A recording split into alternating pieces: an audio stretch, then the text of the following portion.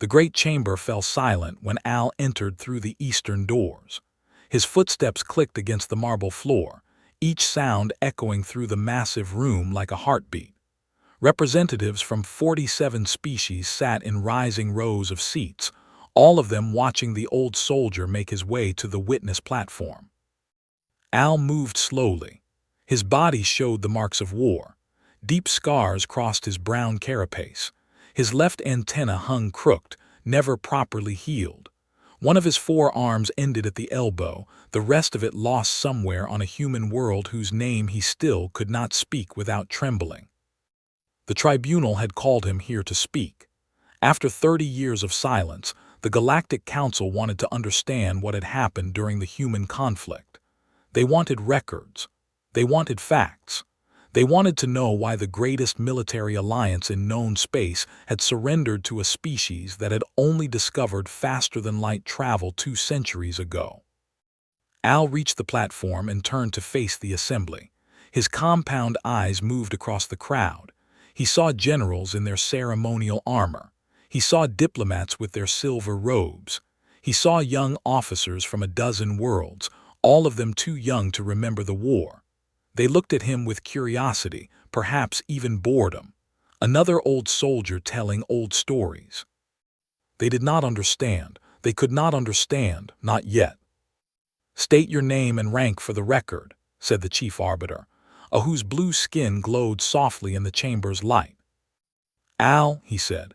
His voice was rough, damaged by smoke and screaming long ago. "I held the rank of battalion commander in the Dominion's 7th Expeditionary Force. And you are here to give testimony about your experiences during the human conflict." "I am here to warn you," Al said. A murmur passed through the crowd. The chief arbiter raised one slender hand for silence. "You may proceed with your testimony." Al was quiet for a long moment. He gathered his thoughts. Where did one begin when describing the end of everything one believed? "I volunteered for the invasion force," he said at last. "I was proud to volunteer. The humans were new to the galaxy. They had emerged from their small solar system only recently. Their technology was inferior. Their military was primitive. Their species had not even achieved unity among themselves." He paused, remembering his own arrogance. "Our intelligence reports said that humans still used projectile weapons. They fired small pieces of metal at each other using chemical explosions. We laughed at this. The Dominion had moved beyond such things 10,000 years ago. We had plasma rifles. We had particle beams. We had warships that could crack planets. The coalition authorized the invasion because humans had expanded into the border territories," the chief arbiter said. "Is this correct?" "That is what they told us," Al replied. "The humans had colonized 3 worlds that the Dominion claimed. There were mining rights involved, trade routes, the usual reasons that empires find for war." He clicked his mandibles together, a sound of bitter amusement. "We were told it would take 30 days. 30 days to pacify a primitive species. 30 days to teach the humans their place in the galactic order. Many of us were disappointed that the campaign would be so short. We wanted glory. We wanted to prove ourselves in battle." Al's voice dropped lower. "We were fools." The chamber was completely silent now. Even the young officers had stopped their quiet conversations. Something in Al's tone had caught their attention. The 7th Expeditionary Force consisted of 12 battalions, 36,000 soldiers. We were equipped with the finest weapons the Dominion could provide. Our ships were fast and deadly. Our commanders were veterans of a dozen campaigns against other species. He held up his remaining arms. "I am the only one left. 36,000 soldiers went to fight the humans. I alone survived."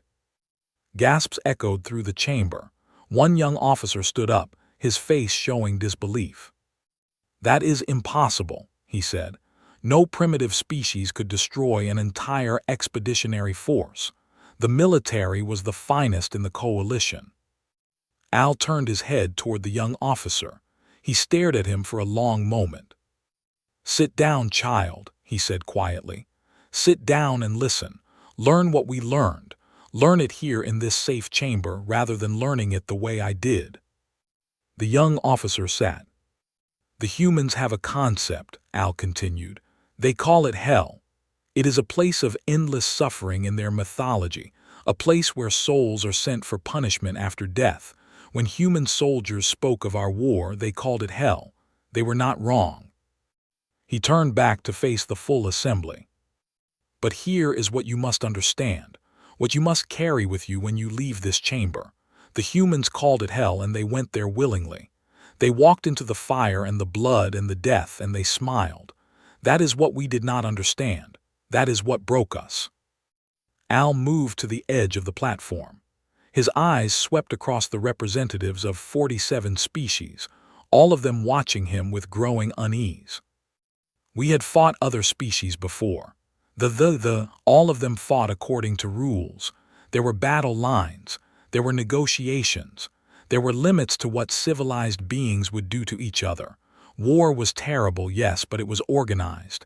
It was predictable. It made sense." His voice hardened.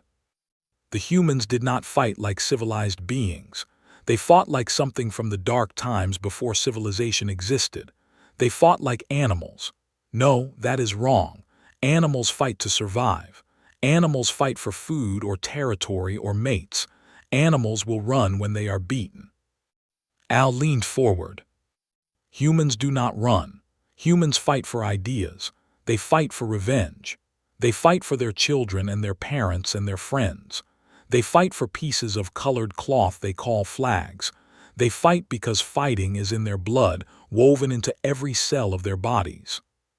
He straightened and clasped his hands behind his back. "We thought we were the predators. We descended upon their worlds with our superior weapons and our superior ships and our superior confidence. We thought we were bringing order to chaos. We thought we were teaching a young species the realities of galactic power." Al was silent for a moment. When he spoke again, his voice was barely above a whisper. "We did not understand what a predator truly was. We did not know that humans had evolved on a death world, a planet that tried to kill them every day for millions of years. We did not know that every other species on their planet had learned to fear them. We did not know that humans had conquered their entire world by being more patient, more stubborn, and more vicious than anything else that lived there." He looked up at the assembly. They did not see our invasion as a defeat waiting to happen. They saw it as an insult. They saw it as a challenge. And humans, you must understand, do not simply respond to challenges. They become obsessed with them. They would rather die than surrender. They would rather burn their own worlds than let us take them. Al gestured toward the great windows of the chamber, toward the stars beyond. "Out there somewhere are the worlds we tried to take. They are still human worlds. They will always be human worlds. And the 36,000 soldiers who tried to change that are bones and ash scattered across battlefields that the humans have turned into monuments." He returned his gaze to the assembly. "That is why you called me here, to understand how this happened, to learn from our mistakes. Very well, I will tell you everything, every battle, every horror, every moment that stripped away our pride and showed us what we truly faced." Al's mandibles clicked together slowly. "But I warn you now, when I am finished, you will not sleep easily. You will look at the human ambassadors in this station and see them differently. You will understand why the coalition surrendered, and you will pray to whatever gods you worship that humanity never has reason to see your species as an enemy." He folded his arms across his chest. "Let us begin." Al closed his eyes and let the memories take him back. 30 years fell away like leaves in a storm. He was young again, strong again, standing on the bridge of a troop carrier as it descended through the clouds of a human world. "The planet was called Landing," he told the assembly. "It was a farming colony. 80,000 humans lived there, growing food and raising animals. Our intelligence said they had only a small militia. Perhaps 2,000 soldiers with primitive weapons. We expected the campaign to last 3 days. He opened his eyes. We were in orbit for 6 months. When we finally left, we left in retreat. The 7th Expeditionary Force had arrived its landing on what humans called a Tuesday morning. 12 massive warships hung in orbit around the small green planet. Drop ships fell from the sky like metal rain, carrying soldiers and vehicles and weapons. Al remembered standing at the door of his own dropship as it descended. He remembered looking at his soldiers, seeing their excitement, their hunger for glory. They had trained for years. They had waited for the chance to prove themselves. This was supposed to be their moment of triumph. The landing zone was a flat field outside the main human settlement. The dropships touched down in perfect formation. Doors opened. Soldiers poured out, weapons ready, expecting resistance. There was nothing. The fields were empty. The settlement was silent. No humans came to fight. No humans came to surrender. The entire area seemed abandoned. "We thought they had run away," Al said. "We thought they were hiding in their homes, trembling with fear. Our commander ordered us to advance into the settlement and secure the population." He shook his head slowly. "That was our first mistake. We did not understand that humans do not run from fights. They were not hiding in fear. They were waiting." The soldiers moved into the settlement in standard formation. They walked down the empty streets, checking buildings, looking for the human population. Everything was quiet. Too quiet, Al had thought at the time, but he had pushed the feeling aside. These were primitives. What could they possibly do against the might of the Dominion? The first explosion killed 30 soldiers. It came from beneath the street itself. The humans had buried explosives under the main road and waited until the formation was directly above them. The blast threw bodies into the air like toys. Al was far enough back to survive, but the force knocked him to the ground. Before he could stand, the shooting started. Humans appeared everywhere. They came from windows, from rooftops, from holes in the ground. They fired their primitive weapons, the ones that threw small pieces of metal at incredible speeds. The had laughed at these weapons. They were not laughing now. The metal pieces punched through armor. They shattered carapaces. They killed soldiers who had never expected to face real danger. The air filled with the sounds of gunfire and screaming. "We had shields," Al told the assembly. "Energy shields that could stop plasma bolts and particle beams. But the humans were not using energy weapons. They were using kinetic weapons, simple pieces of metal moving very fast. Our shields were not designed for this. The bullets passed through as if the shields were not there." The battle lasted 4 hours. When it was over, they had taken the settlement, but they had lost 500 soldiers. 500 dead in a fight against farmers and militia. The commanders were shocked. This was not how the war was supposed to go. But the humans were only beginning.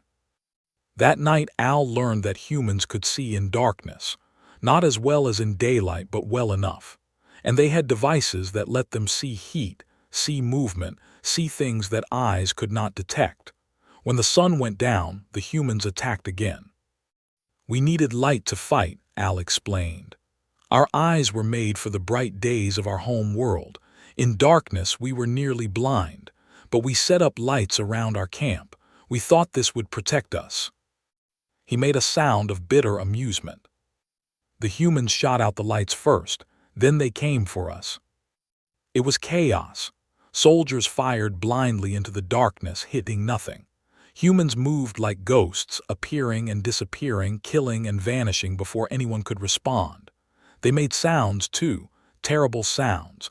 They screamed as they fought, howling like wild animals. The sounds froze soldiers in place, made them hesitate, made them afraid. By morning, another 200 soldiers were dead. The commanders called for reinforcements. They brought in more troops, more weapons, more equipment. They set up better defenses. They studied the humans and tried to understand their tactics. It did not help. The humans learned faster than we did, Al said. Every day they found new ways to kill us. They dug tunnels under our positions and attacked from below. They put explosives in dead bodies and waited for us to investigate. They poisoned water supplies. They destroyed our food stores. They never stopped, never rested, never gave us a moment of peace. He looked at his hands. And they were only farmers, farmers with a small militia. These were not trained soldiers. These were ordinary humans defending their home. That was when I first began to understand what we were facing. They tried to negotiate. They sent messages offering peace terms. The humans would be allowed to live if they surrendered. Their lives would be spared. They would simply become subjects of the Dominion, like many other species before them. The humans sent back one word: no. No negotiation, no surrender, no compromise. They would fight until they won or until every single one of them was dead. There was no middle ground. We did not understand this, Al said. In our experience, all species eventually surrendered when faced with superior force. It was logical. It was sensible. Fighting to the death was wasteful and pointless. Surely the humans would see reason. He spread his arms. We did not understand that reason had nothing to do with it.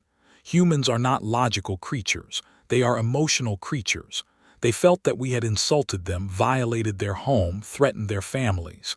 And they would rather die than accept this. Every single one of them. The old, the young, the sick, the healthy. All of them would fight. All of them would die before surrendering. 1 month into the campaign, they controlled the main settlement and nothing else. The humans had retreated into the wilderness, into the mountains and forests of their world. They launched attacks every day, sometimes every hour. They gave the soldiers no rest, no safety, no comfort. Soldiers began to break. They could not sleep without waking to screams and explosions. They could not eat without wondering if the food was poisoned. They could not walk through the settlement without fearing that every shadow hid a human with a weapon. We started finding our soldiers dead in strange ways, Al said quietly. Their throats cut while they slept. Their bodies found in places that should have been safe. The humans were getting into our camps, our buildings, our supposedly secure areas. They moved among us like invisible spirits. He paused. There is a human word for this kind of warfare. They call it guerrilla fighting. It means fighting like a small war, using speed and surprise instead of direct battle. We had never encountered anything like it. We were trained for conventional warfare, army against army. We did not know how to fight an enemy that could be everywhere and nowhere at once. By the second month, reinforcements had tripled the force on landing. They had 20,000 soldiers on a planet with only 2,000 human fighters. They were still losing. We captured a human soldier during a raid, Al said. He was wounded badly, bleeding from many cuts. We thought he would tell us what we wanted to know. We thought we could make him give us information about human positions and plans. The old soldier's voice dropped low. He laughed at us. He sat there in chains, bleeding and broken, and he laughed. When we asked him why, he said something that I have never forgotten. He looked at me with those strange human eyes and he said, "You have no idea what you have woken up." Al raised his head and looked at the assembly. He was right. We had walked into the home of a sleeping predator and kicked it awake. And now it was hungry. Now it was angry, and we had nowhere to run. He folded his arms. That was only the beginning. The farmers of Landing had hurt us badly, but the real human military was coming, and they were so much worse. The tribunal chamber remained silent as Al gathered his thoughts. The memories of the third month were the hardest to speak about. That was when the real nightmare had begun. Word of our invasion reached the human, he said. A planet they call Earth. When the humans there learned what we had done to their colony, they did not panic. They did not despair. They became angry. He looked at the assembly with hollow eyes. You must understand something about humans. They fight among themselves constantly. Their history is filled with wars between their own nations, their own tribes, their own families. They disagree about everything: politics, religion, resources, ideas. They cannot seem to stop fighting each other. Al paused. But when something threatens them from outside, they stop fighting each other immediately. All of their anger, all of their violence, all of their terrible creativity turns outward. They become one people with one purpose, and that purpose is destruction. The human military arrived at its landing 3 months into the campaign. They came in ships that they had never seen before, ships that should not have existed. Our intelligence said the humans had only a small fleet, Al explained. Perhaps 50 warships total. Old ships, poorly armed, no match for our vessels. This was true when we began the invasion. 3 months later, it was no longer true. The humans had built new ships, hundreds of them. They had converted civilian transports into military carriers. They had armed merchant vessels with weapons pulled from planetary defenses. They had constructed entirely new warships in orbital factories, working day and night without stopping. They did not sleep, Al said, and his voice carried a note of disbelief even after all these years. Their workers operated in shifts, yes, but individual humans went days without rest. They pushed themselves beyond any reasonable limit. Some of them died from exhaustion. They did not care. They kept building, kept working, kept preparing. The fleet was caught completely off guard. They had expected to face 50 outdated ships. Instead, they faced 300 vessels, many of them bristling with weapons that the humans had designed specifically to counter technology. They had studied us, Al said. Every battle on its landing, every weapon we used, every tactic we employed. They captured our equipment and took it apart. They learned how it worked. Then they built weapons to defeat it. He shook his head in wonder. 3 months.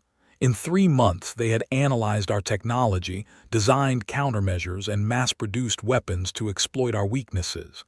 Our scientists said this was impossible. They said it would take years for a primitive species to understand our systems. They were wrong. The space battle above's landing lasted 18 hours. When it was over, the fleet was crippled. Half their ships were destroyed or damaged beyond repair. The humans had lost heavily too, but they did not seem to care. More ships kept arriving, a constant stream of reinforcements from Earth and other human colonies. And then the ground forces landed. Al's voice became quiet. We had thought the farmers of landing were dangerous. We had thought their militia was fierce, but they were nothing compared to the professional soldiers of the human military, nothing at all. The human soldiers came in fast drop ships that screamed through the atmosphere like falling stars. They hit the ground already fighting, already killing. They moved with speed and coordination that they could not match. They had units they called special forces, Al said. Elite soldiers trained for years in the art of killing. They were stronger than normal humans, faster, more skilled. They painted their faces with dark colors and moved through the night like shadows given form. He raised his damaged arm. I lost this to a special forces soldier. I never saw him coming. One moment I was giving orders to my troops. The next moment there was fire and blood and pain. He appeared from nowhere, killed 6 of my soldiers in seconds, took my arm with a blade that cut through my armor like paper, and then disappeared again. They began to retreat. They pulled back from exposed positions, tried to consolidate their forces, attempted to establish defensive lines. Nothing worked. The humans did not fight the way they expected. They attacked constantly, Al explained. Day and night, without pause, without mercy. They used vehicles and aircraft and weapons we had never seen. They dropped explosives from the sky. They fired missiles that could track our soldiers by their body heat. They used chemical weapons that made our soldiers unable to breathe. He looked at the assembly with something like despair. And they adapted. Every time we found a way to counter their tactics, they changed. They learned from every battle, every skirmish, every encounter. We would develop a defense against one weapon, and the next day they would have a new weapon that our defense could not stop. The commanders sent desperate messages to the Dominion, requesting more reinforcements, more ships, more weapons. The responses became increasingly worried. The coalition was beginning to realize that this war was not going according to plan. "Do you know what frightened us most?" Al asked the silent chamber. "It was not their weapons or their tactics or their technology. It was their faces." He paused, letting the words hang in the air. "When humans fight, they show their teeth. They pull back their lips and expose these white bones in their mouths. In their species, this is a threat display, an expression of aggression, but to us it looked like they were smiling." Al's voice dropped to a whisper. "They smiled while they killed us. They smiled while they took back their world meter by meter. They smiled while our soldiers screamed and died around them. We thought they were enjoying it. We thought they found pleasure in the slaughter." He shook his head. "Perhaps they did.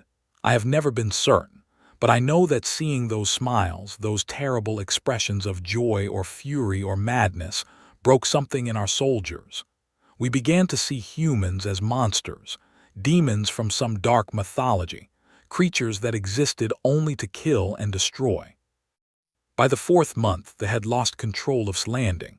They held only a small area around the original landing zone, surrounded on all sides by human forces. Supplies were running low. Ammunition was running out. Soldiers were dying faster than they could be replaced. "We received orders to hold our position," Al said. "The Dominion was sending a massive fleet to reinforce us. 50 capital ships, hundreds of support vessels, enough soldiers to overwhelm any defense. We just had to survive until they arrived." His mandibles clicked together bitterly. The fleet never made it. The humans intercepted them at the edge of the system. What followed was the largest space battle in recorded history. Thousands of ships fighting for 3 days straight. When it was over, the Dominion fleet was scattered and broken. The humans had won. Al looked at the assembly. "That was the moment we understood. This was not a war we could win. This was not a species we could conquer. We had invaded the territory of something ancient and terrible, something that had been fighting since before our civilization existed. And it would not stop until we were destroyed or we surrendered." He closed his eyes. "The humans have a saying, what does not kill them makes them stronger. We had attacked them, hurt them, killed their people. And instead of weakening them, it had made them more dangerous than ever. We had given them a reason to unite, a reason to fight, a reason to show the galaxy what humanity could do when it was truly angry." Al opened his eyes and stared at nothing. "We had created our own destruction, and there was nothing we could do to stop it." The tribunal chamber had grown cold. Representatives who had entered with skeptical expressions now sat in uneasy silence. Some had stopped taking notes. Others had gone pale, their species equivalent of fear showing on their alien faces. But Al was not finished. The worst was yet to come. "The 6th month," he said, "that was when everything fell apart. The forces on landing had been reduced to a fraction of their original strength. Of the 36,000 soldiers who had landed with such confidence, fewer than 3,000 remained. They huddled in their shrinking defensive perimeter, waiting for rescue that would never come, listening to the sounds of human forces gathering in the darkness beyond their walls. We knew the humans were planning a final assault, Al explained. We could see them massing their troops, bringing up heavy weapons, preparing for the attack that would end us. Our commanders told us to prepare for a glorious last stand, to die with honor as warriors of the Dominion should. He made a sound that might have been a laugh. I no longer cared about honor. I only wanted to survive. Many of us felt the same, but there was nowhere to run. The humans controlled the entire planet except for our small camp. Their ships controlled the space above. We were trapped. The final assault began at dawn on the 183rd day of the campaign. Human artillery opened fire first, raining explosives down on the positions for hours. Then came the ground forces, wave after wave of soldiers advancing through the smoke and fire. "We fought," Al said simply. "We had nothing else to do. We fired our weapons until they ran empty. We used blades when our guns stopped working. Some of our soldiers threw themselves at humans with nothing but their claws, determined to take at least one enemy with them to death." His voice became distant, lost in memory. But it was not enough. It was never going to be enough. The humans pushed through the defenses like water through sand. They overwhelmed positions that should have held for hours. They killed soldiers who had survived months of brutal fighting. They were relentless, unstoppable, an endless tide of death and destruction. Al remembered standing in the ruins of his command post, watching his last soldiers fall around him. He remembered firing his weapon until it overheated and became useless. He remembered a human soldier appearing in front of him, rifle raised, finger on the trigger. "I thought I was dead," he told the assembly. "I was ready to die. I had watched thousands of my soldiers die. I had seen things that would haunt me forever. Death seemed like mercy." He paused, and something strange entered his voice. But the human did not shoot. The tribunal chamber stirred. Representatives exchanged confused glances. This was not what they had expected. "He looked at me," Al continued. "This human soldier, covered in blood and dirt and smoke. He looked at me with those strange round eyes, and I saw something that I did not understand. I still do not fully understand it." Al turned to face the assembly directly. "He saw me, not as an enemy, not as a target. He saw me as a person, a living being who had suffered enough, who had lost enough, who had been broken enough." The human soldier had lowered his weapon. He had looked at Al for a long moment. Then he had spoken words that Al would never forget. "You've had enough." And then he had walked away, just like that. He had turned his back on an enemy soldier and walked away, leaving Al standing alone in the ruins. "I did not understand," Al said. "We had killed his people. We had invaded his world. We had tried to enslave his species. By every rule of war, he should have killed me. He had every right, every reason, but he did not." Al's voice cracked slightly. "That mercy haunts me more than any of the violence. The killing, the death, the horror of war, these things I can understand. They are terrible, but they make sense. One species attacks another. The defender fights back. Soldiers kill soldiers. It is logical in its brutal way." He shook his head. "But mercy, compassion for an enemy, this makes no sense. This follows no logic. And yet the human gave it freely, without hesitation, without any expectation of return." The battle ended later that day. The forces surrendered. Those who survived, fewer than 500 soldiers, were taken prisoner. The humans treated them with strange courtesy. They gave them food and water and medical care. They did not torture them or execute them or treat them with the brutality that soldiers would have shown to human prisoners. "This confused us more than anything," Al admitted. "We had spent months learning to fear humans, to see them as monsters beyond comprehension, and now they were caring for us, healing our wounds, treating us like people instead of enemies." He spread his remaining arms. "I have thought about this for 30 years. I have tried to understand what it means, and I believe I finally understand." The assembly leaned forward, waiting. "Humans are not monsters," Al said. "They are something far more terrifying. They are beings of choice. They can be savage beyond imagination, more violent and destructive than any species in the galaxy. They can wage war with a fury that breaks worlds and shatters civilizations." He pointed at the assembly. "But they choose this. They are not driven by instinct or programming or biological imperative. They choose to fight, and they choose how to fight, and they choose when to stop fighting. The same soldier who killed 100 of my comrades could look at me and choose mercy. The same species that built weapons of mass destruction could rebuild our wounds and feed our hungry. Al's voice rose. This is what makes them dangerous beyond all measure.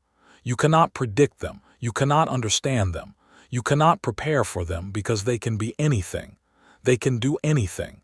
They look at each situation, each enemy, each challenge, and they choose their response. He lowered his voice again. They chose to fight us with everything they had. They chose to make us pay for our invasion in blood and fire. But when the fighting was over, they chose to show mercy to the survivors. Both choices came from the same species. Both choices were equally human. Al turned away from the assembly and looked out the great windows at the stars. The war continued for 2 more years after its landing. The coalition threw everything it had at the humans.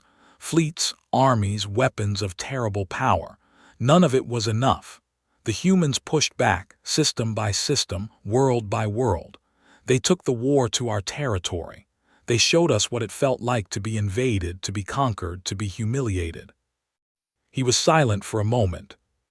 And then they offered peace. When they could have destroyed us, enslaved us, done to us what we had planned to do to them, they offered peace instead. They chose mercy over vengeance. They chose to build something new rather than tear everything down. Al turned back to face the assembly. That is the final lesson of the human conflict. The humans won not because they were stronger or smarter or more advanced. They won because they could change. They could adapt. They could become whatever the situation required. Warriors when war was needed. Builders when peace was possible. Killers and healers. Destroyers and creators. He walked slowly toward the edge of the platform. We thought we understood war. We were wrong. We thought we understood the galaxy. We were wrong about that too. The humans showed us that everything we believed was limited, incomplete, barely scratching the surface of what was possible. Al stood at the very edge of the platform, looking down at the assembled representatives. And now they are part of this galaxy. They walk among us. They trade with us. They talk with us and work with us and build with us. But never forget what I have told you. Never forget what they can do. Never forget what they showed us on worlds like Landing. His voice dropped to barely a whisper. Never give them a reason to show you themselves. The tribunal chamber had been silent for a long time. Al stood on the platform, waiting. He had said almost everything that needed to be said. Almost, but not quite. The chief arbiter cleared his throat. His blue skin had lost some of its glow, as if the testimony had drained something from him. Commander, he said, using the old military title out of respect, you have given us much to consider, but I must ask, what happened to you after the war? How did you come to be here giving this testimony? Al nodded slowly. He had known this question would come. After the surrender, I was held in a human prisoner camp for 1 year. Then the peace treaty was signed, and all prisoners were released. I returned to space, to the place where I had been born and raised. His mandibles clicked softly. But I was not the same person who had left. The war had changed me. The things I had seen, the things I had done, the things that had been done to me, they had made me into something different. I could not return to my old life. I could not pretend that everything was normal. He touched the scars on his carapace. For many years I wandered. I traveled from world to world, taking small jobs, trying to find peace. But peace would not come. The memories followed me everywhere. Every time I closed my eyes, I saw the faces of my dead soldiers. I heard the screams. I smelled the smoke and blood of battle. Al looked at his remaining hands. Then, 5 years after the war, I encountered humans again. I was working on a transport station in neutral space. A group of human traders came through. When they saw me, saw my scars and my damaged body, they knew immediately what I was, a veteran of the war, their enemy. His voice became strange, almost wondering. I expected hatred. I expected anger. I expected them to turn away or curse at me or try to hurt me. We had killed so many of their people. We had invaded their worlds. Surely they would never forgive us. He shook his head. But they did not hate me. One of them, an older human with gray hair and lines on his face, walked up to me and looked at me with those strange round eyes, and he said something that changed my life. Al paused, gathering himself. He said, "The war is over. You look like you carry enough guilt for both sides. Let me buy you a drink and we can talk about peace instead of war." The tribunal chamber stirred. Several representatives made sounds of surprise. "I did not understand at first," Al continued. "I thought it was a trick or a joke, but the human was serious. He sat with me for hours talking about his life, his family, his hopes for the future. He had lost a son in the war, a young soldier killed on landing. He had every reason to hate me. Instead, he chose to share a drink with his former enemy." Al's voice became rough with emotion. "That was when I finally understood what the human soldier had meant when he spared my life. You've had enough. It was not just about me. It was about all of us. The war had been enough. The killing had been enough. The hatred had been enough. It was time to move forward." He straightened his body. "I spent the next 20 years learning about humans, living among them, working with them, trying to understand this impossible species.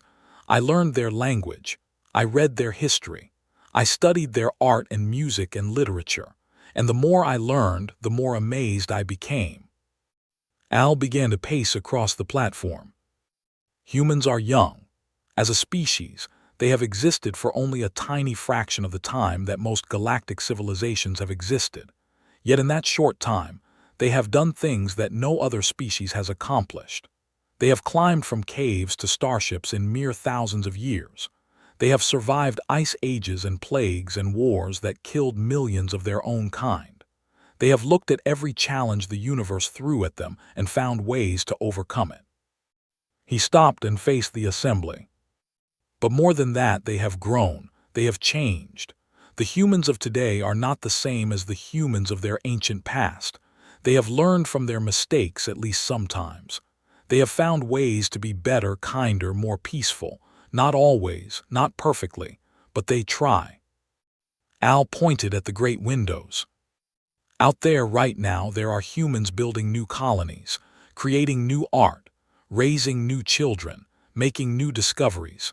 They are not thinking about war or conquest or destruction. They are thinking about the future, about what they can build instead of what they can tear down." He lowered his hand. "This is what I want you to understand more than anything else. The humans I fought on landing were terrifying. The humans I have known in the years since are wonderful. They are the same species. They are capable of both extremes and everything in between." Al returned to the center of the platform. "The war taught the galaxy to fear humans. That fear is reasonable. It is smart. No one should ever underestimate what humans can do when they feel threatened, but fear alone is not enough. Fear alone leads to more wars, more death, more suffering." His voice became firm. "Instead, I ask you to respect humans, learn from them, work with them, build relationships that benefit everyone, make them your partners, your allies, your friends. Because when humans care about something, when they decide that something or someone matters to them, they will protect it with the same fury they showed on landing." He spread his arms wide. "They will fight for their friends as hard as they fight against their enemies. They will die for the things they love just as easily as they will kill for them. If you want that strength on your side, if you want that terrible power working for you instead of against you, then earn their friendship. Earn their trust. Earn their love." Al let his arms fall. "That is my testimony. That is what I have learned from 30 years of thinking about the war. The humans are neither angels nor demons. They are simply people trying to find their way in a universe that is often cruel and unfair, just like us, just like all of us." The chamber was completely silent. Every representative sat frozen, absorbing his words. "The human battlefront was hell," Al said quietly. But hell does not last forever. Even the darkest night eventually becomes morning. Even the worst enemies can eventually become friends. That is the hope that humans have taught me. That is the lesson I carry in my body and broken heart. He bowed his head. I have nothing more to say. For a long moment no one moved. Then slowly the chief arbiter rose from his seat. He did not speak. He simply bowed his head in return, a gesture of respect from one survivor to another. Other representatives began to stand as well. One by one, they rose from their seats and bowed to the old soldier who had shared his story with them. No one spoke. No one needed to. Then the great doors at the back of the chamber opened. A small group entered, moving quietly down the central aisle. Al looked up and felt his heart skip. They were humans, a diplomatic delegation, here to observe the tribunal. They walked with the easy confidence of a species that had proven itself to the galaxy. Their eyes swept across the standing representatives, noting the unusual display of respect. The lead human, a woman with silver hair and kind eyes, walked directly to the platform. She stopped in front of Al and looked up at him. For a long moment they simply stared at each other. Old enemy and new friend, survivor and witness. Then the human smiled, that strange expression that showed her teeth. But Al had learned to read human faces. This was not a smile of threat or aggression. This was a smile of warmth, of welcome, of peace. Commander, she said, thank you for telling our story, for telling the truth about what we are. Al felt something he had not felt in a very long time, something like hope. Thank you, he said, for showing me that the truth is not always terrible. The human reached up and placed her small hand on his arm. The touch was gentle, warm, alive. The war is over, she said. Let us build something better. Around them, the representatives of 47 species watched in silence. They had come to hear testimony about hell. Instead, they had witnessed the beginning of something new. Al looked at the human woman, at her kind eyes and peaceful smile. He looked at the assembly of species, all of them standing in respect. He looked at the stars beyond the great windows, endless and full of possibilities. And for the first time in 30 years, Al believed that the future might be worth living for. The tribunal was ended, but the story was just beginning.